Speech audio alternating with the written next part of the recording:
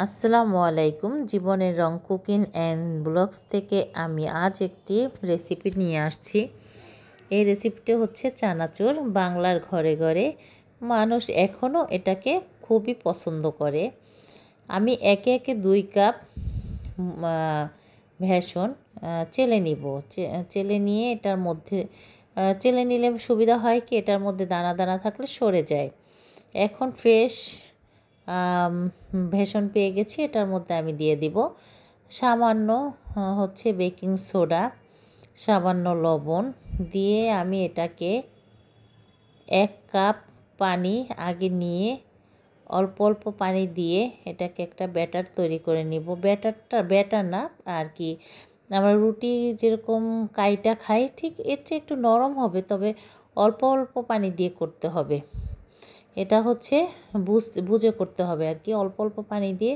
বেশি একবারে পানি দিয়ে দিলে হবে কি, অনেক সময় দেখা যায় কাইটা বেশি পাতলা হয়ে গেছে বা নরম হয়ে গিয়েছে। তাই অল্প অল্প পানি দিয়ে এটাকে ভালো করে মেখে নিয়ে নিতে হবে। রুটির কায়ের চেয়ে একটু নরম আর কি, সামান্য নরম। আমরা যে রুটি খাই রুটির কাইটার মতনই, কিন্তু সামান্য একটু নরম। মোটামুটি যখন কাইটা করা হয়েছে তখন আমি এর ভিতর দিয়ে দিলাম গুঁড়া মরিচ 1/2 চা চামচ। এখন ঝালের বিষয় হচ্ছে যার যার পছন্দের, যদি ঝাল তেমন পছন্দ না করে তা 1 চিমটি দিলেই হবে। মোটামুটি ঝাল হলে আমি 1/2 চা চামচ মরিচের গুঁড়া দিয়ে দিছি। এবার চুলায় চলে যাব। একটা ফ্রাইং প্যানে আমি সাদা তেল বা সয়াবিন তেল দিয়ে দিব। বেশি না, এক কাপ হলেই হবে, 1 কাপ পরিমাণ।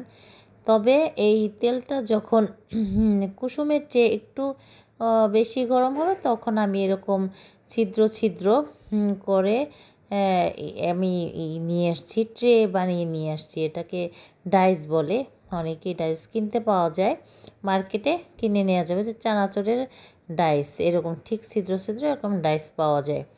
এটার মধ্যে দিয়ে চেপে চেপে করবেন। আর যদি একান্ত না থাকে, অনেক সময় বাসায় আমাদের ঝাঁঝরি থাকে, তেল ছাকার ঝাঁঝরি তো হবে, তবে ওটা অত ভালো লাগে না, ভালোও হয় না। এর চেয়ে এর একটা কিনতে মনে হয় বেশি হলে 40-50 টাকা নেয়, কিনে নিয়ে আসা যাবে, সমস্যা হবে না যদি খেতে ইচ্ছে করে আর কি।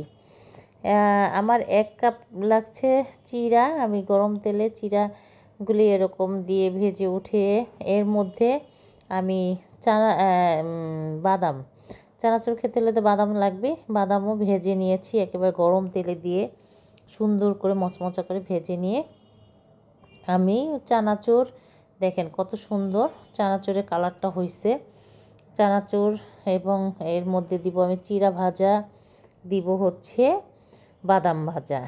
এখন হচ্ছে এটার মধ্যে মশলা মিক্স করতে হবে, একে একে মশলাটা মিক্স করে।